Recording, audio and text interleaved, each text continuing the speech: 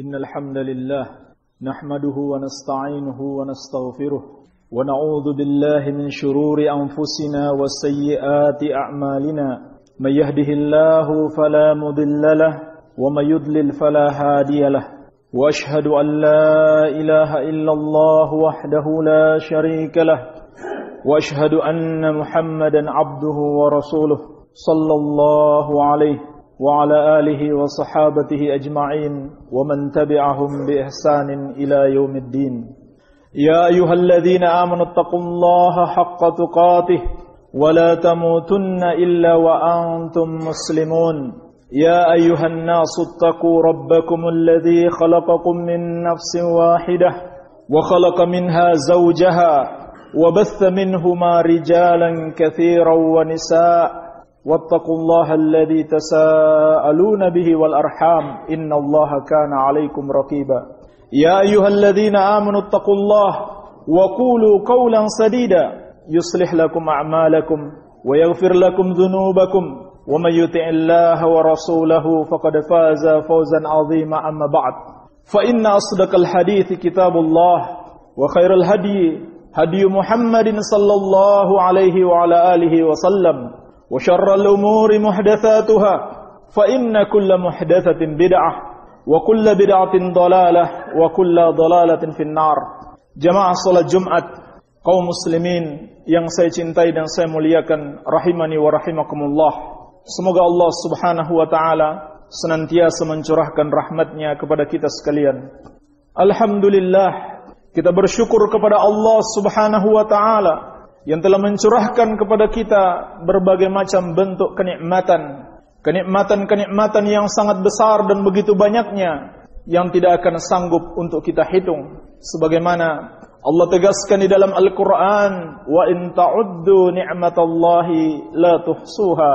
Andaikan kalian menghitung nikmat Allah yang dianugerahkan kepada kalian, niscaya kalian tidak akan sanggup menghitungnya, karena begitu besar dan begitu banyaknya kenikmatan yang Allah anugerahkan kepada kita, sehingga kita tidak akan sanggup menghitung nikmat-nikmat tersebut.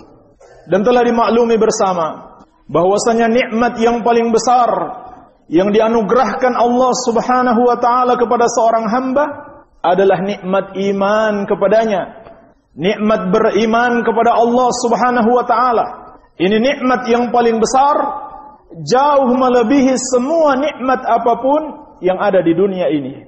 Jauh melebihi semua nikmat apapun yang pernah dianugerahkan kepada seorang hamba.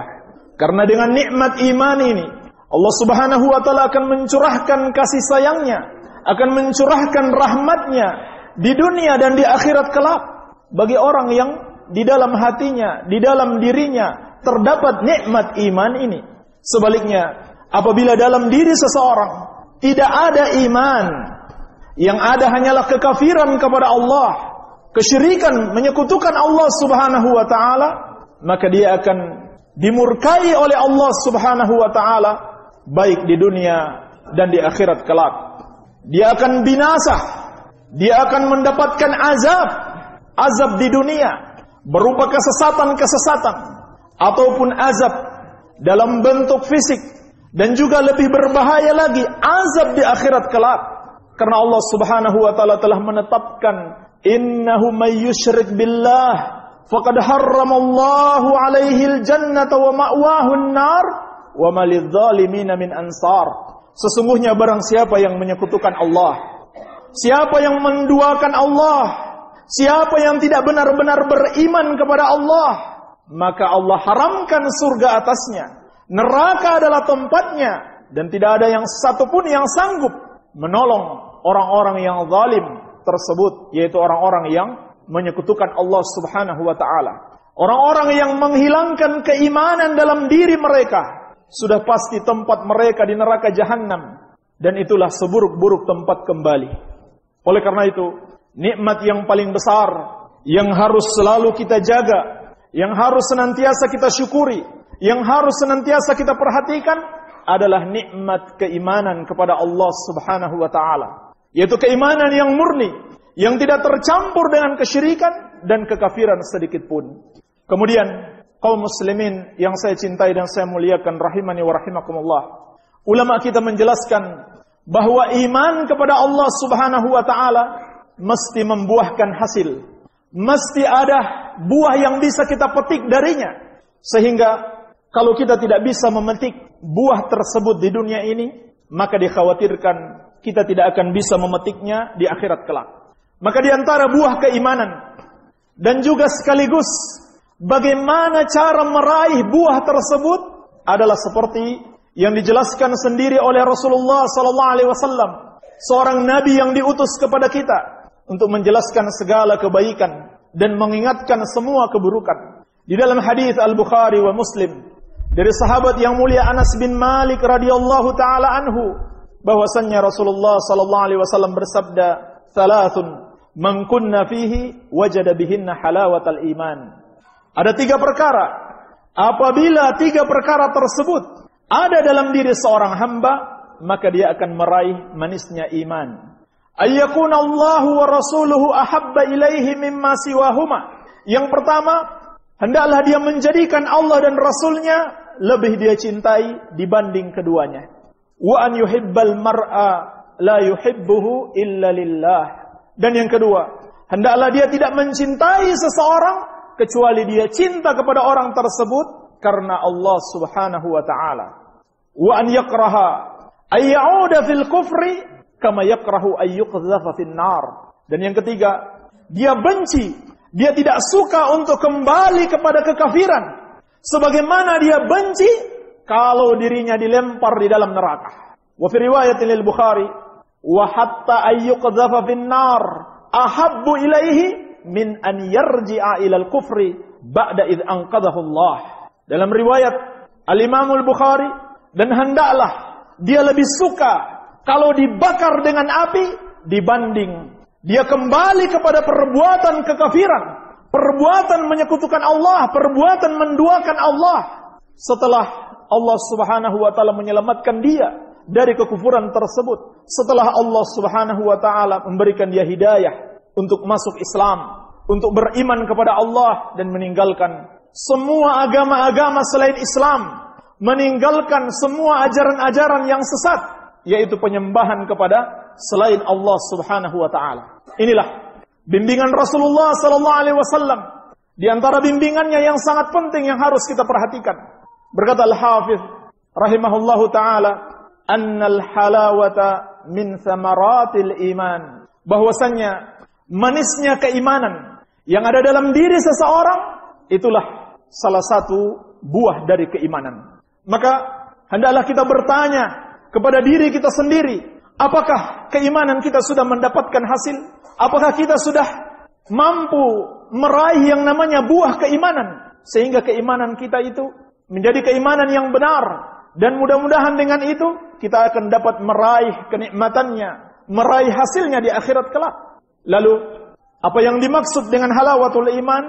Al-Imam An-Nawawi rahimahullahu taala dalam syarahnya mengatakan, halawatul iman istilzazut ta'at wa tahammulul masyaqat fid din wa itharu dzalika ala a'radid dunya. Yang dimaksud dengan manisnya keimanan adalah kelezatan di dalam menjalankan ketaatan kepada Allah, kelezatan di dalam ibadah, dan kesabaran di dalam menanggung beban-beban dalam agama ini, dan lebih mementingkan itu semua dibanding kenikmatan-kenikmatan duniawi. Inilah yang dimaksud dengan halawatul iman. Sudahkah kita meraih halawatul iman? Sudahkah kita meraih manisnya iman? Yaitu, sudahkah ada dalam diri kita kelezatan ketika kita beribadah kepada Allah Subhanahu wa taala? Sudahkah ada dalam diri kita kesabaran dalam menjalankan beban-beban di dalam agama ini? Dan sudahkah kita mementingkan semua itu atas semua kenikmatan-kenikmatan duniawi? Maka inilah ukuran keimanan kita itu sudah membuahkan hasil berupa lezatnya keimanan, manisnya keimanan di dalam diri kita. Dan tentunya sebagaimana dijelaskan para ulama, meraih keimanan harus dengan melakukan ketaatan-ketaatan kepada Allah. Dan seorang tidak akan diberikan anugerah lezatnya keimanan, manisnya keimanan, kalau dia berbuat maksiat kepada Allah. Wahib ibn al-Warq salah seorang ulama dari generasi tabi'ut tabi'in pernah ditanya, hal yajidu ta'mal iman man ya'sillaha azza wa jalla? Apakah orang yang bermaksiat kepada Allah akan merasakan lezatnya keimanan? Qala la, wala hamma bil maksiyah. Kata beliau rahimahullah, tidak. Orang yang berbuat maksiat kepada Allah, dia tidak akan pernah selamanya merasakan manisnya keimanan. Wala hamma bil maksiyah. Walaupun di dalam dirinya hanya berupa keinginan kecil terbetik dalam hatinya untuk berbuat maksiat, dia tidak akan merasakan keimanan. Meskipun hanya terbetik dalam hatinya untuk melakukan perbuatan durhaka kepada Allah Subhanahu wa taala, tidak pernah selamanya dia akan merasakan manisnya keimanan. Berkata Dhunnun Al-Misri rahimahullahu taala, "Kama la yajidul jasadu ladzata at-ta'ami inda saqmihi, kadzalik la yajidul qalbu halawatal ibadati ma'adz-dzunubi." Sebagaimana badan kita atau lidah di badan kita tidak akan merasakan lezatnya sebuah makanan atau minuman ketika kita sakit. Makanan yang manis atau minuman yang manis menjadi pahit rasanya. Demikian pula hati kita tidak akan merasakan lezatnya ibadah bersama dosa-dosa yang kita kerjakan. Dan yang akan terjadi sebaliknya, ketika kita durhaka kepada Allah, ketika kita melanggar syariatnya, ketika menerjang batasan-batasannya, maka yang kita rasakan adalah kenikmatan. Yang kita rasakan adalah kelezatan. Sebaliknya, ketika kita beribadah kepadanya dengan dosa-dosa yang kita lakukan, di sisi lain kita berbuat dosa di samping beribadah kepadanya, niscaya kita tidak akan pernah merasakan yang namanya kelezatan iman. Sebagaimana badan kita, sebagaimana jasad kita, sebagaimana lisan kita, lidah kita tidak akan merasakan yang manis kalau sakit. Kalau jasad kita sakit, yang manis kita rasakan pahit. Demikian pula hati kita kalau memiliki penyakit tidak akan merasakan lezatnya iman. Justru sebaliknya, perbuatan maksiat kita rasakan begitu indah, selalu terbayang-bayang, selalu berkeinginan untuk melakukan perbuatan tersebut. Oleh karena itu, Nabi kita yang mulia Nabi Muhammad SAW telah membimbing kita bagaimana agar kita bisa merasakan lezatnya iman. Dijelaskan dalam hadis ini 3 perkara. 3 perkara yang harus kita amalkan agar kita dapat merasakan manisnya iman tersebut. Yang pertama, ayyakuna Allahu wa rasuluhu ahabba ilaihi mimma siwahuma. Hendaklah seseorang lebih mencintai Allah dan Rasulnya dibanding segala apapun. Dia cinta kepada Allah melebihi cintanya kepada segala apapun di dunia ini. Bahkan cinta kepada Allah Subhanahu wa taala termasuk bagian dari ibadah. Bahkan dia adalah satu bentuk ibadah yang paling tertinggi. Cinta kepada Allah Subhanahu wa taala yang tidak boleh kita persembahkan kepada selainnya. Cinta ibadah, kalau kita mencintai sesembahan selain Allah, berarti kita telah menyekutukan Allah Subhanahu wa taala.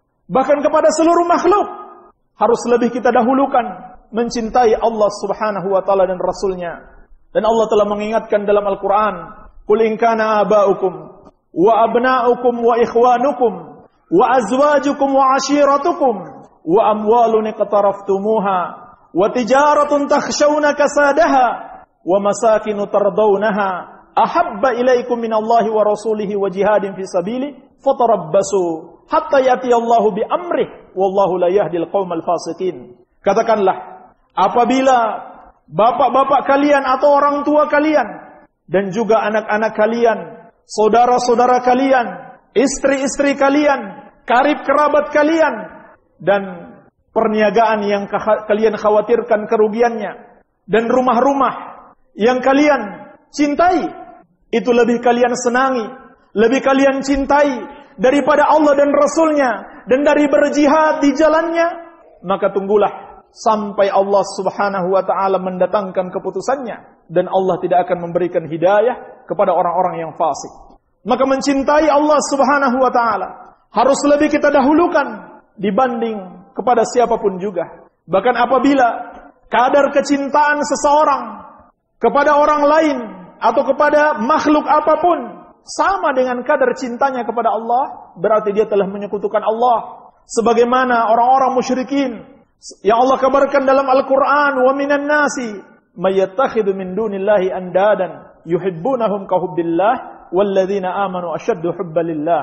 Dan di antara manusia Ada yang menjadikan selain Allah sebagai sesembahan mereka, sebagai sekutu, sebagai tandingan bagi Allah. Mereka cinta kepada sesembahan-sesembahan tersebut. Mereka cinta kepada dewa-dewi mereka. Mereka cinta kepada Yesus. Mereka cinta kepada Bunda Maria. Mereka cinta kepada syaitan yang mereka sembah.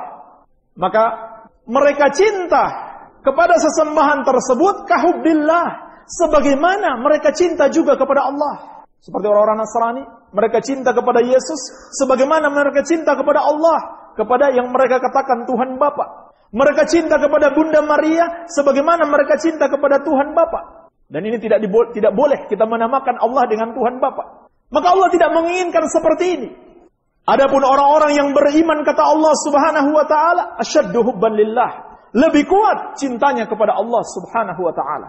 Maka apabila dalam hati seseorang kadar cintanya kepada makhluk sama dengan cintanya kepada Allah, berarti dia telah menyekutukan Allah di dalam kecintaan.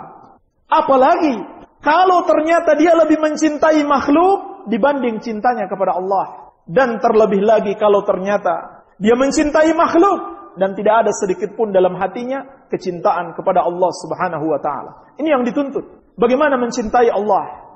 Adapun kedudukan mencintai Rasulullah sallallahu alaihi wasallam itu di bawah kecintaan kepada Allah. Namun di atas kecintaan pada seluruh makhluk. Sebagaimana dalam hadis Al-Bukhari wa Muslim dari Anas bin Malik radhiyallahu anhu, Nabi sallallahu alaihi wasallam bersabda, "La yu'minu ahadukum hatta akuna ahabba ilaihi min walidihi wa waladihi wan nasi ajma'in." Tidaklah seorang itu sempurna imannya sampai dia mencintai aku melebihi cintanya kepada orang tuanya sendiri, kepada anaknya sendiri, dan kepada seluruh manusia. Inilah yang dituntut dari kita. Dalam mencintai Allah Subhanahu wa taala dan Rasulnya, kita lebih mencintai keduanya melebihi kecintaan kita kepada apapun juga. Dan cinta kepada Allah dan Rasulnya tidak cukup hanya dengan pengakuan belaka. Harus dibuktikan. Harus dibuktikan dengan apa? Dengan ketaatan kepada Allah Subhanahu wa taala dan Rasulnya. Apabila seseorang mengaku cinta kepada Allah, namun dia bermaksiat kepada Allah, maka dia dusta. Apabila seorang mengaku cinta kepada Rasulullah sallallahu alaihi wasallam, namun dia menyelisihi jalan Rasulullah sallallahu alaihi wasallam, maka dia bohong. Sebagaimana dikatakan oleh penyair, ta'sil ilah wa anta tudhiru hubbahu. Inna hadza fil qiyas bari. Law kana hubbuka shadiqan la ata'tahu. Innal muhibba liman yuhibbu muti'.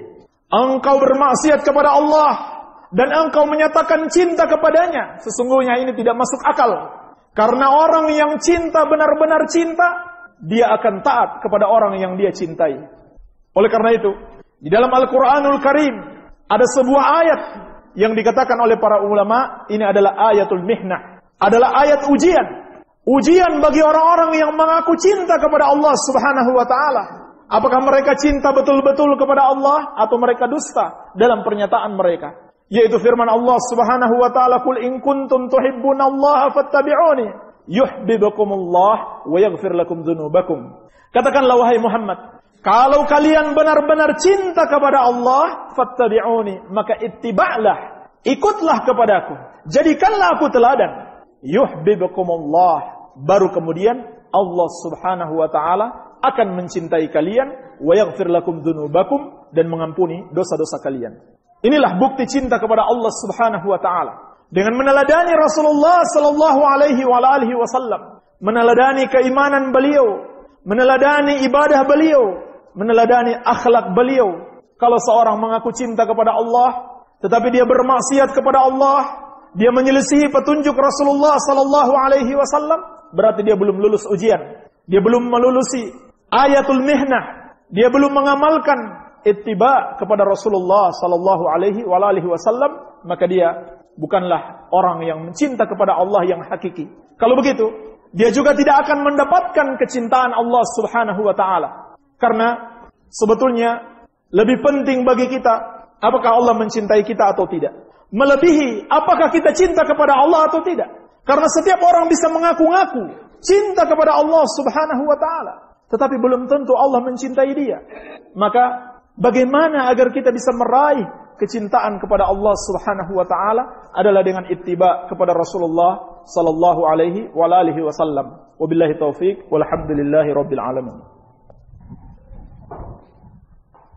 Alhamdulillahi Rabbil Alamin. Wassalatu wassalamu ala nabiyyina Muhammadin wa ala alihi wa sahabatihi ajma'in wa man tabi'ahum bi ihsanin ila yaumiddin. Yang kedua, untuk meraih manisnya iman, Rasulullah sallallahu alaihi wasallam telah membimbing kita. Wa ayyuhibbal mar'a la yuhibbuhu illa lillah. Hendaklah seorang mencintai orang lain karena Allah Subhanahu wa taala. Inilah di antara syarat untuk mendapatkan lezatnya keimanan, lezatnya ketaatan kepada Allah dan kesabaran di dalam menjalankan perintah-perintah Allah adalah dengan memperbaiki kecintaan kita kepada makhluk, yaitu kita tidak mencintai makhluk kecuali karena Allah Subhanahu wa taala. Maksudnya bagaimana? Maksudnya adalah kita cintai makhluk sebagaimana Allah mencintai mereka. Demikian pula kita benci mereka sebagaimana Allah Subhanahu wa taala membenci mereka. Oleh karena itu, seorang mukmin itu hanya mencintai orang-orang yang beriman kepada Allah Subhanahu wa taala. Dan di antara orang-orang yang beriman, ada orang-orang yang kita cintai sepenuhnya.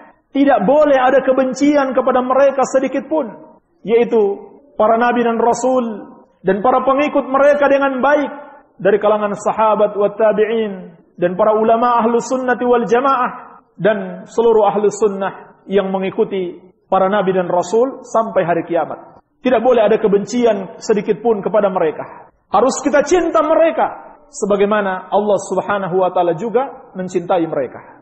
Dan ada orang-orang yang beriman yang di satu sisi kita cinta, namun di sisi lain kita benci, yaitu orang-orang yang dalam diri mereka ada keimanan kepada Allah Subhanahu wa taala. Mereka tidak melakukan kekafiran dan kesyirikan, namun mereka melakukan kebid'ahan. Mereka melakukan dosa-dosa dan terus bergelimang di dalam dosa-dosa mereka. Dan kadang-kadang harus dominan kebencian kita kepada mereka, bukan kecintaan yang nampak. Dan juga kadang-kadang kecintaan kita lebih dominan dibanding kebencian, tergantung kadar keimanan dan ketakwaan mereka kepada Allah Subhanahu wa taala. Demikianlah kita dituntut mencintai orang-orang yang beriman. Adapun kepada orang-orang kafir, kepada mereka yang menyekutukan Allah, yang kafir kepada Allah, yang tidak mau beragama dengan agama Islam, maka wajib bagi kita untuk membenci mereka. Bahkan ini merupakan syarat keimanan. Siapa yang mencintai mereka, bisa jadi dia kafir kepada Allah Subhanahu wa taala. Allah telah menegur kaum mukminin, la tattakhidul yahuda wan nasara awliya, ba'duhum awliya'u ba'din. Janganlah kalian menjadikan orang-orang Yahudi dan orang-orang Kristen itu sebagai orang-orang yang kalian cintai, karena mereka hanya pantas saling mencintai di antara mereka saja. Wa may yatawallahu minkum fa innahu minhum. Barang siapa di antara kalian mencintai orang-orang kafir tersebut, maka dia bagian dari mereka. Hati-hati. Dengan mencintai orang-orang kafir, bisa jadi kita dianggap sebagai golongan mereka. Kita kafir kepada Allah Subhanahu wa taala seperti mereka. Namun di sini ulama merinci, kalau seorang mencintai orang kafir karena agamanya, maka dia murtad. Tetapi kalau dia cinta kepada orang kafir karena dunia, maka dia fasik. Dia telah melakukan dosa besar yang akan mengantarkan dia kepada kekafiran. Betapa pentingnya permasalahan ini, sampai-sampai bisa menguatkan keimanan seseorang dan sebaliknya dapat mengeluarkan dia dari Islam. Nabi sallallahu alaihi wasallam telah mengingatkan, "Awthaqu ural iman al-hubbu fillahi wal bughdu fillah." Au awthaqu ural iman an tuhibba fillah wa tubghida fillah. Ikatan iman yang paling kuat, engkau cinta karena Allah dan engkau benci karena Allah Subhanahu wa taala. Dan juga sabda Nabi sallallahu alaihi wasallam, "Man ahabba lillah wa abghada lillah wa a'ta lillah wa mana'a lillah wa fi riwayatin wa ankaha lillah faqad istakmala al-iman." Barang siapa yang mencintai karena Allah dan membenci juga karena Allah, dia mencintai orang beriman karena Allah, dia membenci orang kafir karena Allah Subhanahu wa taala. Dan barang siapa memberi karena Allah dan menahan juga karena Allah, dia beri yang pantas diberi karena Allah. Dia tidak memberi kepada orang yang tidak pantas diberi karena Allah. Dan dalam riwayat wa ankahalillah, dan dia menikahkan karena Allah, bukan karena harta dunia. Faqad istakmalal iman. Maka siapa yang melakukan semua itu, dia telah menyempurnakan keimanan. Jadi ini penting sekali. Seorang tidak akan meraih keimanan sampai dia mencintai saudaranya karena Allah Subhanahu wa taala. Oleh karena itu, kecintaan kita kepada seseorang itu sangat bergantung kepada ketakwaan dia kepada Allah Subhanahu wa taala. Dan ketakwaan itu selamanya selalu berbanding lurus dengan ilmu yang dimiliki oleh seseorang. Maka siapa yang paling kita cintai di muka bumi ini saat ini? Para ulama. Para ulama ahli sunnah wal jamaah. Orang-orang yang harus lebih kita cintai melebihi kecintaan kita kepada siapapun juga. Ini yang kedua. Yang ketiga, untuk meraih keimanan kata Rasulullah sallallahu alaihi wasallam, ayakraha ayauda fil kufri kama yakrahu ayyuqdhafa fin nar. Hendaklah seorang itu membenci untuk kembali berbuat kekafiran sebagaimana dia benci kalau dirinya dilempar di dalam neraka. Bahkan dalam riwayat Bukhari, hatta ayyuqdhafa fin nar ahabbu ilaihi min an yarji'a ilal kufri ba'da idh anqadhahu Allah.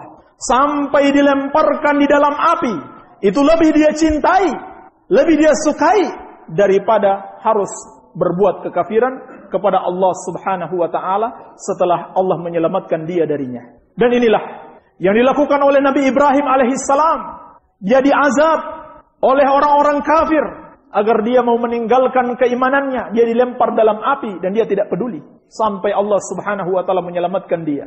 Dan ini pula wasiat Rasulullah sallallahu alaihi wasallam kepada para sahabatnya seperti dalam hadis, dalam ucapan beliau kepada Mu'adz bin Jabal radhiyallahu anhu, la tusyrik billahi syai'an wa in qutti'ta wa hurrikta. Janganlah engkau menyekutukan Allah sedikit pun. Janganlah engkau menduakan, apalagi mentigakan Allah, meskipun engkau dicincang-cincang, meskipun engkau dibakar. Dan inilah yang terjadi pada Ashabul Ukhdud yang Allah ceritakan di dalam Al-Quran. Satu kaum yang dibakar oleh raja yang zalim agar mereka mau meninggalkan keimanan mereka. Tetapi mereka lebih senang, mereka lebih suka dibakar daripada harus melakukan perbuatan kekafiran kepada Allah Subhanahu wa taala. Ini pula yang dilakukan oleh seorang tabi'in yang mulia, Abu Muslim Al-Khawlani, ketika dia diancam untuk dibakar oleh seorang nabi palsu di Yaman, Al-Aswad Al-Ansi, dan dia lebih memilih api, dia lebih memilih dibakar daripada harus mengakui kenabian seorang nabi palsu.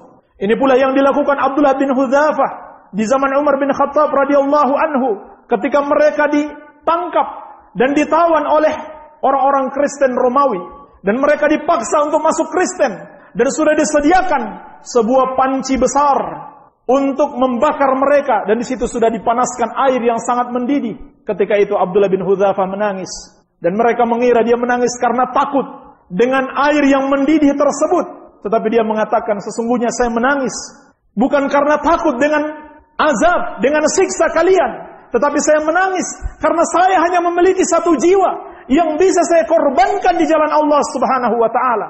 Andaikan saya memiliki jiwa sebanyak rambutku ini, niscaya aku ingin semuanya dikorbankan di jalan Allah Subhanahu wa taala. Dan inilah yang dilakukan oleh Nabi Yusuf alaihi salam ketika dia dipaksa melakukan kemaksiatan. Ketika dia digoda dengan suatu godaan yang dahsyat, perempuan yang cantik jelita, perempuan yang kaya raya, yang memiliki kedudukan, Nabi Yusuf alaihissalam diajak untuk berbuat maksiat. Pintu-pintu telah terkunci. Di dalam ruangan itu hanya ada dia dan Nabi Yusuf alaihissalam.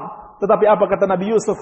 Ketika Nabi Yusuf diancam, kalau kamu tidak mau melayani aku, maka kamu akan dipenjara. Apa kata Nabi Yusuf alaihissalam? Rabbis sijnu ahabbu ilayya mimma yad'unani ilaih. Wahai Rabbku, penjara itu lebih aku sukai. Tersiksa, terkurung di dalam penjara itu lebih aku sukai daripada memenuhi apa yang mereka ajak aku kepadanya, yaitu perbuatan maksiat kepada Allah Subhanahu wa taala. Demikianlah seorang mukmin.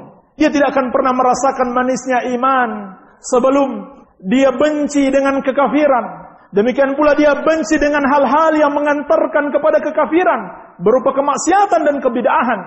Sebagaimana dia benci kalau dirinya dilemparkan ke dalam neraka. Bahkan harus dia benci atau lebih dia sukai dia dilempar ke dalam api, disiksa dengan berbagai macam bentuk siksaan di dunia ini, daripada harus melakukan perbuatan kekafiran dan kebid'ahan ataupun kemaksiatan kepada Allah Subhanahu wa taala. Sebab apa?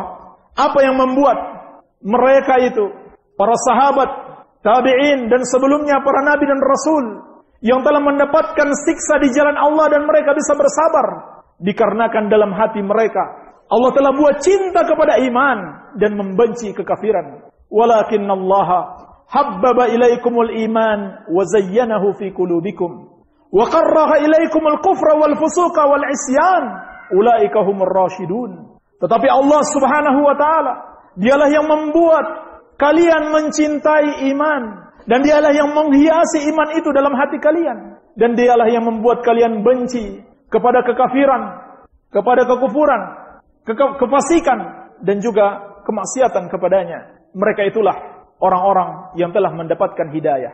Kaum muslimin rahimani wa rahimakumullah. Inilah bimbingan Rasulullah sallallahu alaihi wasallam kepada kita sekalian agar kita dapat merasakan keimanan, agar kita dapat meraih manisnya iman, buah keimanan di dunia ini dan juga insyaallah taala dengan itu kita akan meraih hasilnya yang agung, buahnya yang sangat nikmat sekali di akhirat kelak, yaitu diselamatkan dari azab Allah Subhanahu wa taala dan dimasukkan ke dalam surga. Subhanakallahumma wa bihamdika asyhadu an la ilaha illa anta astaghfiruka wa atubu ilaik. Wa sallallahu ala nabiyyina Muhammadin wa alihi wa sallam wa akhiru da'wana anil hamdulillahi rabbil alamin.